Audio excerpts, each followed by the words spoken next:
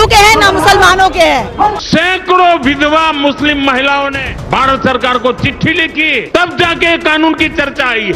अगर हिंदू के होते तो आज मणिपुर में इतनी औरतों के साथ बदतमीजी ना होती, ठीक है, इतनी आगजनी ना होती। बिल को जिस तरीके से पास किया गया है उसको वापस लेना होगा मोदी सरकार को। ये मुसलमानों का राइट है, किसी के बाप की जागीर नहीं है। कि जो बिल पास किया गया है जिसको अडानी और अंबानी का घर को बनाने के लिए और घर को बचाने के लिए वो ये वक़्फ़ को लागू किया गया है। अगर इतने ही मोदी सरकार अच्छी थी तो बिल्किस बानो के जो रेपिस्ट थे उनको माला पहनाकर सम्मान नहीं देते।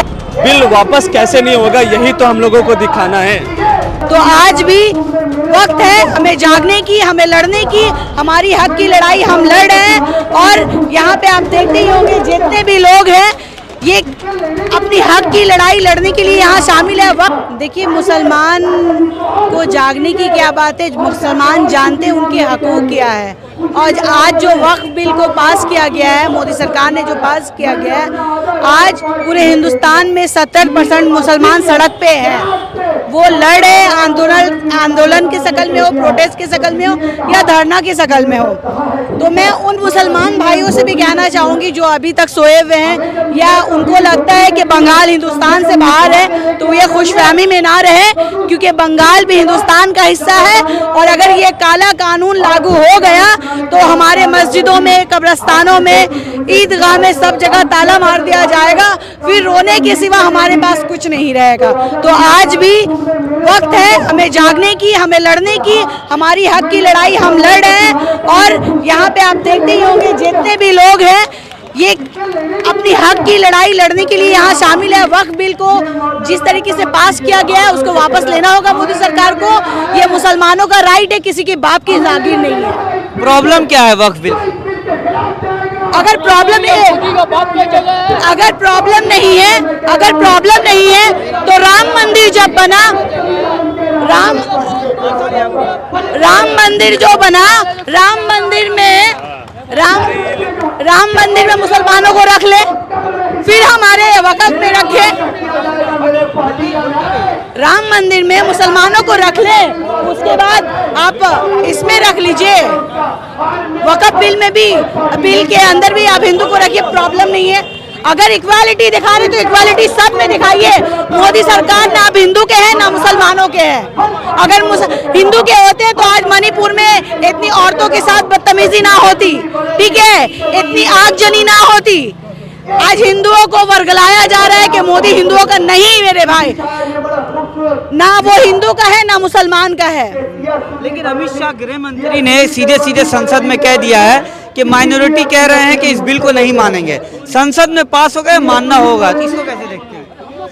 देखिए, ये मोदी सरकार खुद भ्रष्टाचार सरकार है। इसके अंदर कितने करप्टेड, कितने क्या है ये सबको पता है। ये मुसलमानों के कभी नहीं हो सकते और मुसलमान के हकूक़ की जो बात करते हैं 1% भी कभी सोच भी नहीं सकते। अगर इतने ही मोदी सरकार अच्छी थी तो बिल्किस बानो के जो रेपिस्ट थे उनको माला पहनाकर सम्मान नहीं देते। उस बेटी को इंसाफ, आशिफा का जो रेप हुआ उसको इंसाफ कहाँ मिला? उसके बाद मणिपुर की जो लड़कियां जो ये इस तरीके से बेआबरू करके घुमाया गया, उनको इंसाफ कहाँ मिला? तो हमारे लिए क्या इंसाफ करेंगे वो?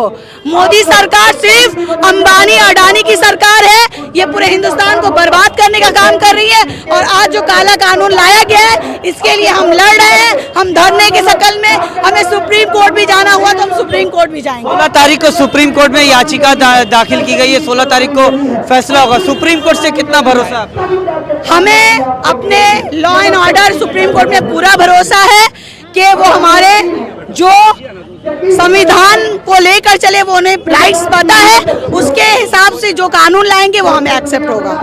अच्छा, ये धरना मंच कब तक, मुसलमान सड़कों पर कब तक रहेगा? जब तक ये काला कानून वापस नहीं ले लिया जाता तब तक ये धरना हम चलाते रहेंगे। अच्छा, जिस तरीके से सड़क पर जो धरना प्रदर्शन जो किया जा रहा है, तो मेयर भी साहब भी कह चुके हैं, फराद हकीम साहब का भी एक बयान जारी हुआ है कि आप लोग इस तरीके से सड़क पर बैठ के धरनाबाजी ना करें, तो उस पर आप क्या कहेंगे? देखिए, ये दोनों मिली भगत है। अभी मैं एक सोशल एक्टिविस्ट हूँ और मैं आपको बता देना चाहती हूँ, आम पब्लिक के बीच में रहती हूँ, मुझे मालूम है ये मोदी और दीदी दोनों मिली भगत है, इन लोगों को कुछ नहीं पता, क्योंकि बंगाल हिंदुस्तान का हिस्सा है। ये मुसलमानों को वर्गलाया जा रहा है कि आप अंधा विश्वास करते रहिए, हम आपको बलि चढ़ाते रहेंगे। जैसे कि आपने बहुत खूब कहा कि केंद्रीय मंत्री जो भी बोल रहे हैं, बातें तो बड़ी बड़ी लेकिन कारनामा है छोटी छोटी।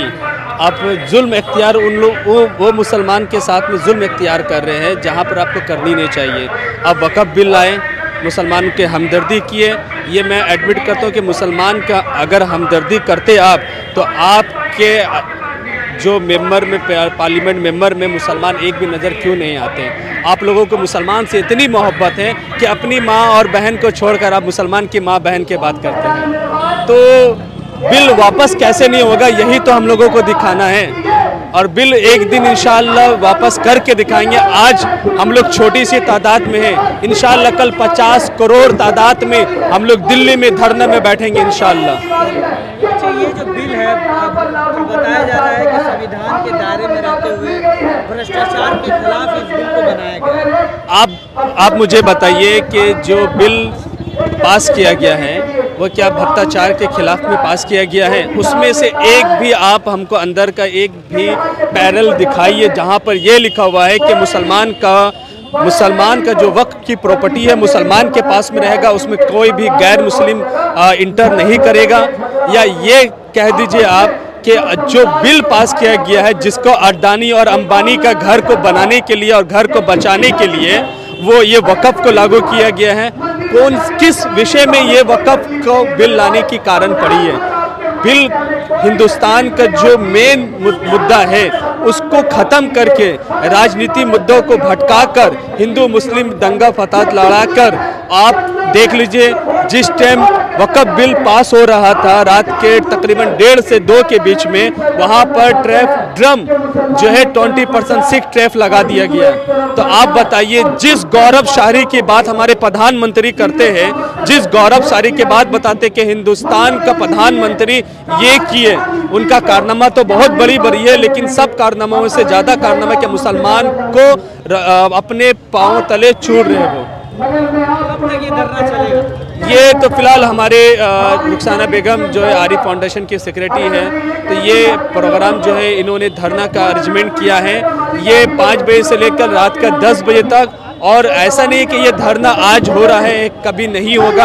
हम सारे मुसलमानों को जागरूक करना चाहते हैं, हम सारे मुसलमानों को ये बोलना चाहते हैं कि आज आपके हुकूक का बाद आपकी वजूद को छीनने के लिए ये काला कानून एक ऐसी अमेंडमेंट बिल लेके आई है जहां पर आपकी हकीकत को ख़त्म कर दिया जाएगा।